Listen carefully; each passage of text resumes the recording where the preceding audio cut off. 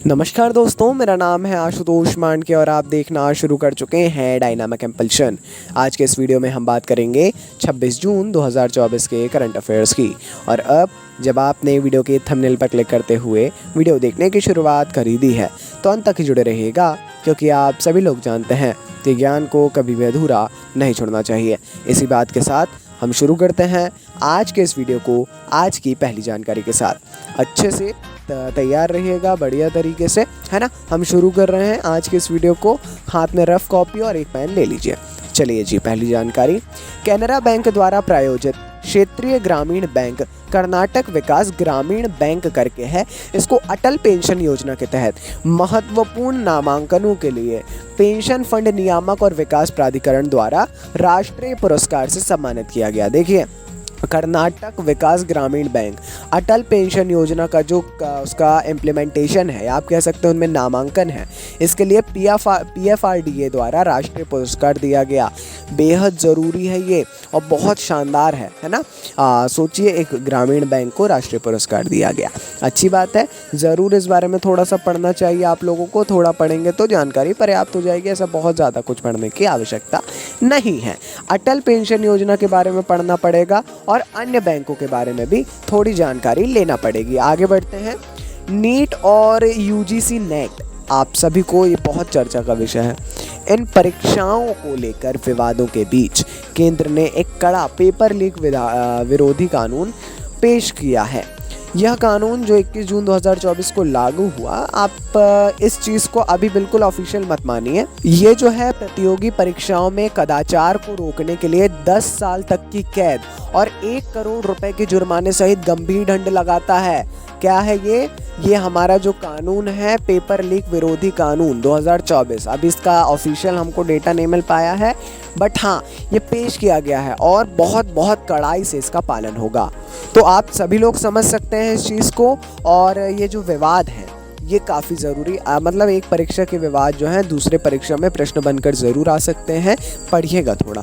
आगे बढ़ते हैं। ये एक अपॉइंटमेंट नियुक्ति क्या जानकारी है, थोड़ी सी जानकारी है जानने लायक। सोनी पिक्चर्स नेटवर्क इंडिया ने डिज्नी के पूर्व कार्यकारी गौरव बैनर्जी को अपना प्रबंध निदेशक और CEO नियुक्त किया है। जो CEO थे डिज्नी के, उनको जो है अब सोनी पिक्चर्स नेटवर्क्स इंडिया इसका CEO और MD मतलब managing director and CEO chief executive officer के रूप में नियुक्त किया गया है। अच्छी बात है। मेरे ख्याल से अभी कार्यभार नहीं संभालेंगे, घोषणा अभी की गई है मात्र, ठीक है। तो अच्छी बात है और अगस्त तक में अपना कार्यभार मेरे ख्याल से संभालेंगे। पढ़ने लायक है। नियुक्ति कहीं ना कहीं एक बहुत इंपॉर्टेंट रोल प्ले करती ही हैं आपकी तैयारियों में। थोड़ा पढ़िएगा, ज़्यादा नहीं। आगे बढ़ते हैं। ओलंपिक कांस्य पदक विजेता पहलवान बजरंग पुनिया को चयन ट्रायल के दौरान मूत्र का नमूना देने से इनकार करने के लिए राष्ट्रीय डोपिंग रोधी एजेंसी नाडा ने दूसरी बार निलंबित कर दिया है। बहुत बहुत बहुत इम्पोर्टेंट जानकारी है।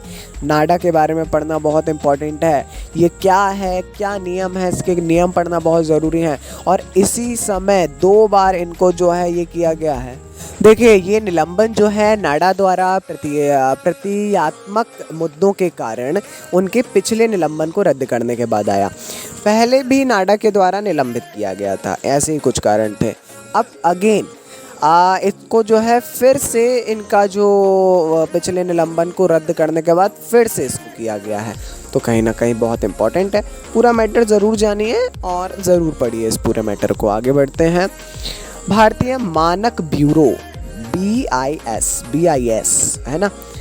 तो भारतीय मानक ब्यूरो ने 2 नए मानक IS 18590 2024 और IS 18606 2024 पेश किए हैं। मानक है मतलब स्टैंडर्ड क्या है उनका, है ना। तो स्टैंडर्ड बताने के लिए अलग अलग कोड्स होते हैं। आपने देखा होगा IS या ISO, ये सारे जो स्टैंडर्ड्स हैं, है ना। तो इसका उद्देश्य है LM और N श्रेणियों में इलेक्ट्रिक वाहनों की सुरक्षा और गुणवत्ता को बढ़ावा देना। अभी ही जो है थोड़ा सा यहाँ पर आपको वृहद स्तर देखने मिलेगा इलेक्ट्रिक वाहनों का, इसीलिए इस पे जोर दिया जा रहा है ना। चलिए, नए कोड्स डेफिनेटली आएंगे ही, नई चीज़ें आएंगी। तो आगे बढ़ते हैं।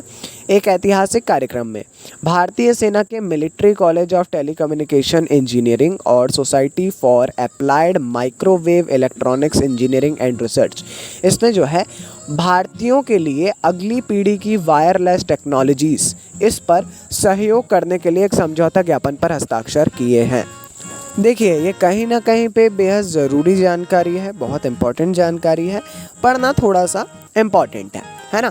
तो पढ़िएगा, अवश्य पढ़िएगा। और यहाँ पे आपको क्या जानने लायक चीज़ें हैं वो ये है कि जो ये जितने भी इंस्टीट्यूट्स के यहाँ पर नाम लिए हैं, इन सब की जानकारी आपको होना चाहिए, है ना, क्योंकि ये पूरे भारतीय सेना से जुड़े हुए ही हैं अधिकतर। तो पढ़िएगा, और इंस्टीट्यूट्स कैसे, भारतीय सेना में कौन कौन से इंस्टीट्यूट्स हैं, कैसे कैसे कार्य कर रहे हैं, ये थोड़ा जानने वाली चीज़ है डेफिनेटली। तो थोड़ा सा अपन पढ़ें तो ज़्यादा ठीक रहेगा। बाकी ये थी आज के इस वीडियो की अंतिम जानकारी। कोई भी कन्फ्यूज़न हो किसी टॉपिक से रिलेटेड, आप लोग कभी भी कमेंट सेक्शन में पूछ सकते हैं। अपन मिलते हैं ऐसी ढेर सारी जानकारी के साथ अगले वीडियो में। सपोर्ट हमेशा बनाए रखिए, अपन ऐसी जानकारियाँ लाते रहेंगे। और आपको कोई फीडबैक देना हो तो कमेंट सेक्शन बिल्कुल दे सकते हैं, खुला हुआ है आपके लिए। बाकी जैसा मैंने बोला, मिलते हैं अगले वीडियो में। नमस्कार जी, डायनामिक इम्पल्स।